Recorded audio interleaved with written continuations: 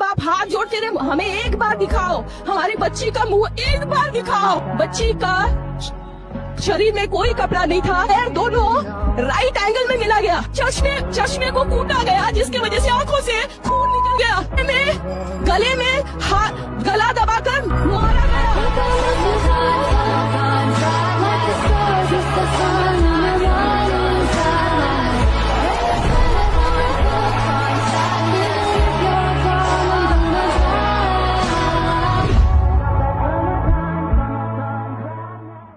Kolkata doctor case, हैवानियत से हुई मौत को आखिर किसने और क्यों की खुदकुशी ठहराने की कोशिश।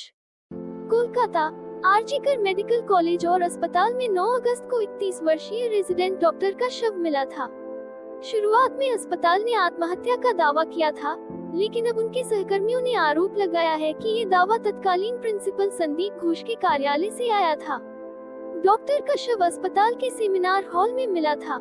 उन्होंने सवाल उठाया है कि जब मौत बलात्कार और हत्या का स्पष्ट मामला था तो अस्पताल अधिकारियों ने उन्हें गुमराह क्यों किया।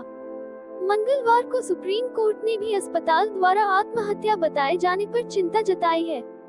अस्पताल के सूत्रों ने खुलासा किया है कि मौत को शुरू में आत्महत्या के रूप में वर्गीकृत करने का फैसला घोष के कार्यालय में लिया गया था। व्यापक विरोध और मामले को दबाने के आरोपों के बाद घोष को उनके पद से हटा दिया गया था। पीड़िता के माता पिता के अनुसार उन्हें 9 अगस्त की सुबह 2 कॉल आए थे। पहली कॉल सुबह 10:53 बजे अस्पताल के सहायक अधीक्षक विपिन विश्वास ने की थी। उन्होंने बताया कि उनकी बेटी की तबीयत खराब हो गई है। इसके कुछ देर बाद ही एक और कॉल में उन्हें सूचना दी गई कि उनकी बेटी ने आत्महत्या कर ली है। ये खबर सुनकर परिवार और सहकर्मियों को झटका लगा, क्योंकि डॉक्टर के शरीर पर कथित तौर पर दुर्व्यवहार और हत्या के निशान थे। माता पिता को दी गई भ्रामक जानकारी।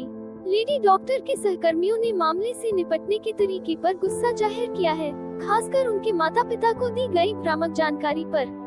उनके एक साथी पोस्ट ग्रेजुएट प्रशिक्षु ने पूछा कि उनके शरीर पर यौन शोषण और हत्या के स्पष्ट संकेत थे। माता पिता को गुमराह क्यों किया गया। एक अन्य सहयोगी ने आरोप लगाया कि सहायक अधीक्षक विश्वास ने अपने दम पर काम नहीं किया था। उन्होंने कहा कि इसे आत्महत्या बताने की साजिश रची गई थी। 2 घंटे की देरी पर भी सवाल उठाए। उन्होंने सुबह करीब 9 बजे शव मिलने और माता पिता को सूचित किए जाने के बीच 2 घंटे की देरी पर भी सवाल उठाए हैं। कथित तौर पर घोष ने उसी सेमिनार हॉल में एक बैठक बुलाई थी जहां शव मिला था। बैठक में कम से कम 2 बाहरी लोग और अस्पताल के कई वरिष्ठ अधिकारी शामिल हुए थे। ये बैठक आरजीकर अस्पताल चौकी के प्रभारी निरीक्षक को सुबह करीब 10:10 बजे सूचित किए जाने से पहले हुई थी। हाई कोर्ट ने दिए ये आदेश। कलकत्ता हाई कोर्ट ने जहां घोष को लंबी छुट्टी पर जाने का निर्देश दिया है, वहीं तत्कालीन चिकित्सा अधीक्षक संजय बहिष्ठ और